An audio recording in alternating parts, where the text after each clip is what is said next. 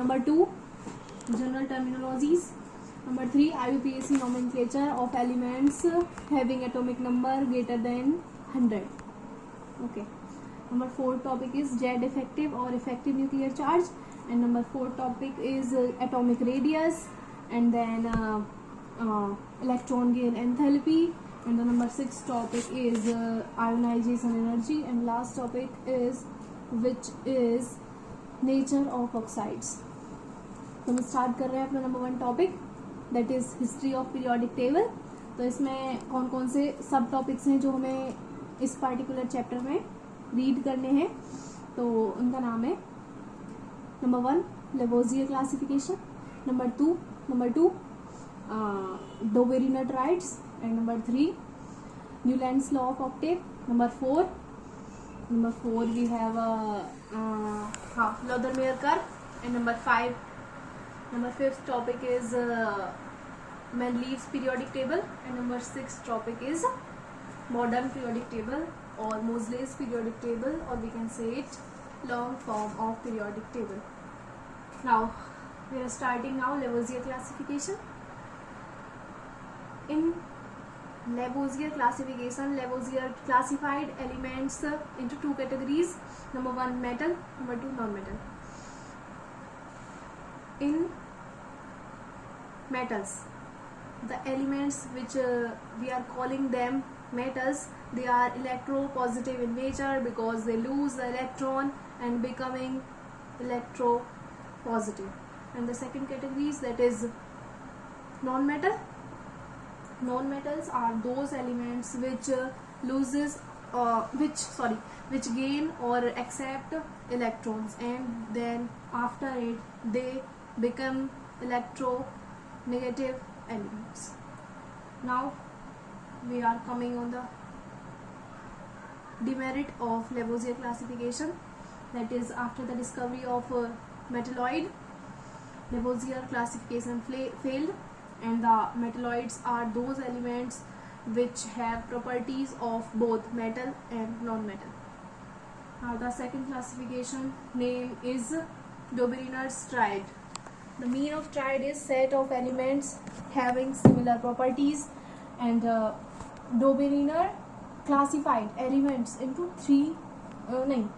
Dobereiner said that elements exist in the form of triad having similar properties, and he arranged the element in the set of 3 elements having increasing atomic number, and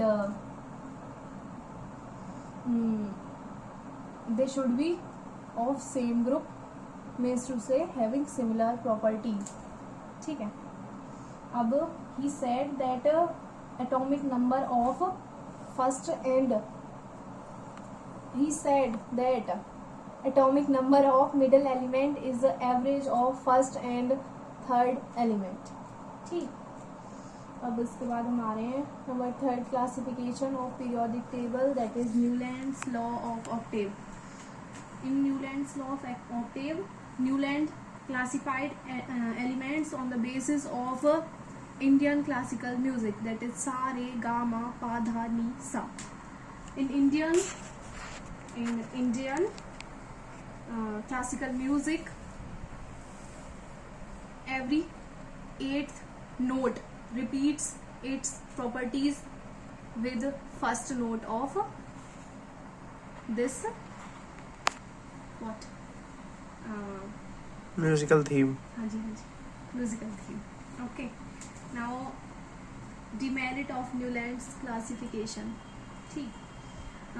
Newland's octave classification failed after the discovery of inert gas, and this is only applicable up to the elements till calcium.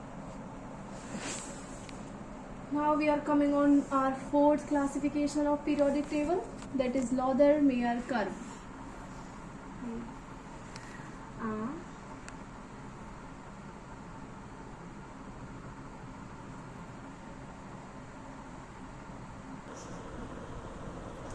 Laudermeier classification. ठीक है.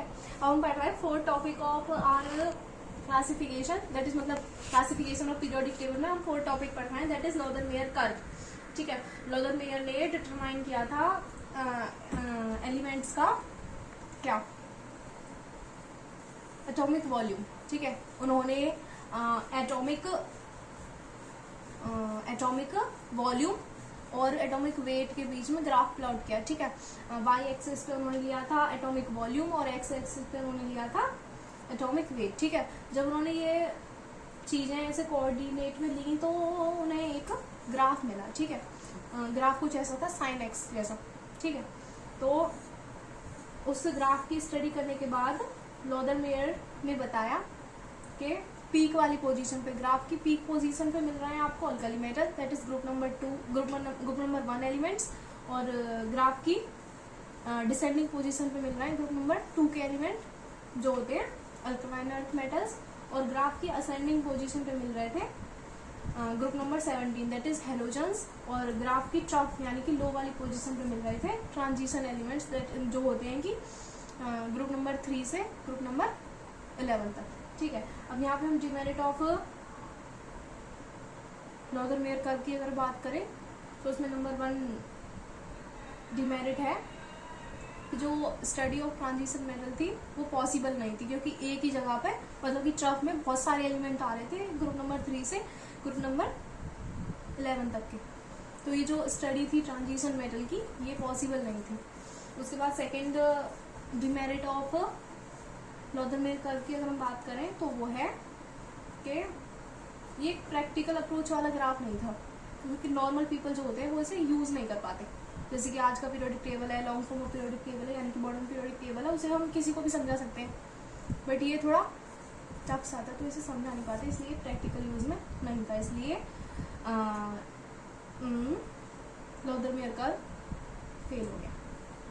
उसके बाद after the failure of Lothar Meyer curve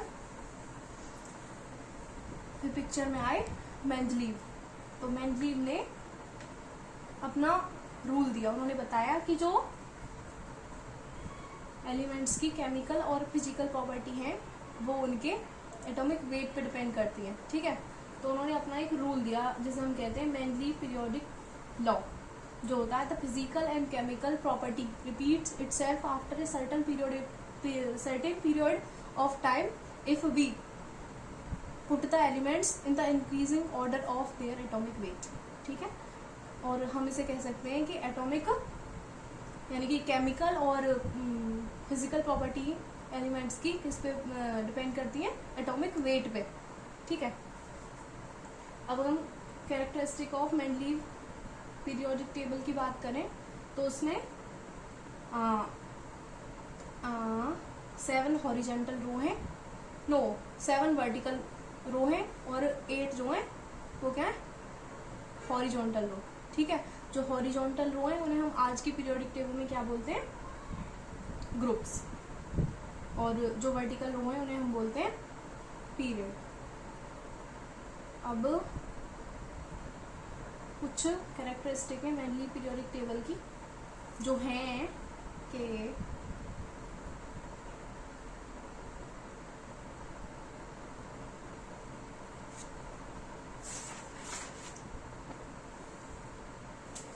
Mendeleev ने 8 group बनाए थे। ठीक है, अपनी पीरियोडिक टेबल में, पर कुछ समय बाद रामजे नाम के एक साइंटिस्ट आए जिन्होंने 0 ग्रुप ऐड कर दिया मेंडलीव की पीरियोडिक टेबल में, जिसे हम बोलते हैं मॉडिफाइड पीरियोडिक टेबल। उसके बाद हम आ रहे हैं कि फिर मेंडलीव ने सब ग्रुप बनाए, 8 ग्रुप में से सब ग्रुप में डिवाइड किया उन्हें, जो है मतलब 1 से लेके 7 तक सब ग्रुप बनाए, सब ग्रुप ए, सब ग्रुप बी। सब ग्रुप ए में नॉर्मल एलिमेंट्स रखे गए और सब ग्रुप बी में रखे गए ट्रांजिशन एलिमेंट्स। ठीक, अब जो ग्रुप 8 था वो सब ग्रुप में डिवाइड नहीं किया गया था, उसे ट्राइड में डिवाइड किया गया था। ठीक है, जैसे कि आयरन, कोबाल्ट, निकल। ठीक है, और अब हम advantage of Mendeleev periodic table की बात करें तो advantage of Mendeleev periodic table is collective study of elements is possible, मतलब कि एक ही जगह पर बहुत सारे एलिमेंट्स की स्टडी पॉसिबल थी। अब हम आ रहे हैं merits of Mendeleev periodic table. Mendeleev ने कुछ ऐसे एलिमेंट्स के बारे में प्रिडिक्ट कर दिया जो उस टाइम तक डिस्कवर्ड नहीं थे, ठीक है। जैसे कि रुको, we are starting the merits of Mendeleev periodic table, ठीक है, जिसमें हमें बात की थी कि कौन कौन से तत्व मतलब उस टाइम तक वो नहीं हुए थे, इसके बारे में तू बता रही थी। हाँ। मतलब उन्होंने ऐसे एलिमेंट्स के बारे में प्रेडिक्ट कर दिया था जिनकी डिस्कवरी उस टाइम तक नहीं हुई थी। जैसे कि उन्होंने गैलियम के लिए बता दिया था एका बोरोन, और कोई ट्रिक भी तो हो जो तूने याद करी है। सीता गीता अलग एमटेक, ठीक है। सीता गीता से हम याद कर सकते हैं सिलिकॉन, जर्मेनियम, और अलग से हम याद कर सकते हैं एका एल्यूमिनियम, जो किसके बाद आता है, बोरॉन के बाद, ठीक है। उसके बाद हम कर सकते हैं बीटेक, जिसमें हम कर सकते हैं बोरॉन के बाद आता है स्कैंडियम, और भैया बंद कर दो, कट कर देंगे हम, action. Merits of Mendeleev classification में हम बता रहे ट्रिक के बारे में, जो है सीता गीता अलग एमटेक। सीता गीता मतलब सिलिकॉन जर्मेनियम,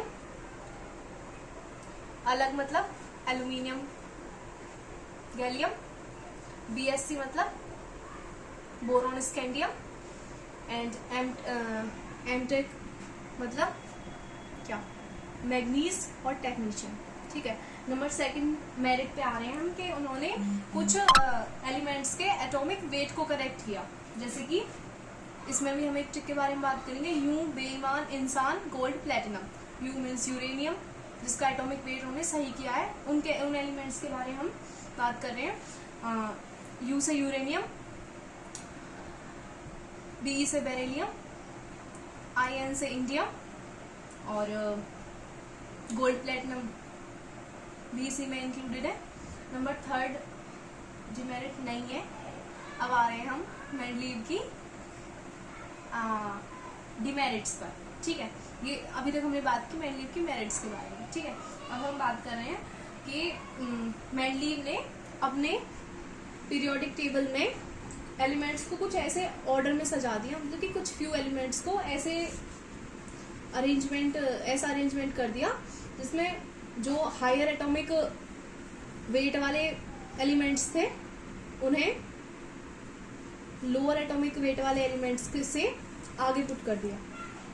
क्योंकि मेंडलीव की पीरियोडिक टेबल का लॉ ये था कि एटॉमिक वेट के इंक्रीजिंग ऑर्डर में उन्हें सजाना है, पर उन्होंने ऐसे पुट कर दिया तो उन्होंने अपने ही रूल को अनफॉलो कर दिया। तो ये एक मेंडलीव की सबसे बड़ी डिमेरिट है। अब हम मेंडलीव की सेकंड डिमेरिट पर आ रहे हैं कि जो मेंडलीव के पीरियोडिक टेबल में हाइड्रोजन की जो पोजीशन थी वो फिक्स नहीं थी, और आइसोटोप को भी कोई अलग से प्लेस नहीं दिया गया, ठीक है। अब हम आ रहे हैं अपनी last periodic table, that is modern periodic table, जो अभी मॉडर्न टाइम में फॉलो की जाती है, जिसे हम क्या बोलते हैं, मोजले पीरियोडिक टेबल। क्योंकि ये पीरियोडिक टेबल मोजले ने बनाई थी, इसलिए इसे हम मोजले पीरियोडिक टेबल और long form of periodic table भी बोलते हैं, ठीक है। अब जो मोजले नाम के साइंटिस्ट हैं, उन्होंने एक एक्सरे एक्सपेरिमेंट किया, जिसमें उन्होंने वाई एक्सिस पर फ्रिक्वेंसी ली, एलिमेंट्स की फ्रिक्वेंसी, और एक्स एक्सिस पर एटॉमिक नंबर लिया। तो जब उन्होंने एक्सपेरिमेंट का रिजल्ट निकाला तो उनमें आया कि जो फ्रीक्वेंसी ऑफ एलिमेंट है वो डायरेक्टली प्रोपोर्शनल टू क्या है, एटॉमिक नंबर। तो इससे उन्होंने रिजल्ट निकाला और अपना लॉ दिया, जिसे हम बोलते हैं मॉडर्न पीरियोडिक लॉ, कि अगर हम एलिमेंट्स को उनके एटॉमिक नंबर के इंक्रीजिंग ऑर्डर में अरेंज करें तो after a certain period of time elements की प्रॉपर्टी रिपीट होती है, ठीक है। तो इससे उन्होंने बताया कि जो एटॉमिक एलिमेंट्स की केमिकल और फिजिकल प्रॉपर्टी हैं वो एटॉमिक नंबर पे डिपेंड करती है, ना कि एटॉमिक वेट पर, जो कि मेंडलीव ने अपने पीरियोडिक टेबल में बताया था। इससे Mendeleev periodic table totally fail हो गया। इसके बाद अभी तक जो हम पढ़ रहे हैं वो है हमारा मॉडर्न पीरियोडिक टेबल, ठीक है। तो अगर हम बात करें मॉडर्न पीरियोडिक टेबल की, तो इसमें 7 पीरियड है और 18 ग्रुप है, ठीक है। ग्रुप नंबर 1 और 2 को हम एस ब्लॉक बोलते हैं। ग्रुप नंबर 3 से ग्रुप नंबर 12 तक के एलिमेंट को हम डी ब्लॉक बोलते हैं। ग्रुप नंबर 13 से ग्रुप नंबर 18 तक के एलिमेंट्स को हम पी ब्लॉक एलिमेंट्स बोलते हैं। और जो ग्रुप नंबर 3 है उसी में हमारे एफ ब्लॉक एलिमेंट्स आ जाते हैं, ठीक है। अभी हम बात कर रहे हैं मैजिक नंबर की। मैजिक नंबर वो है जो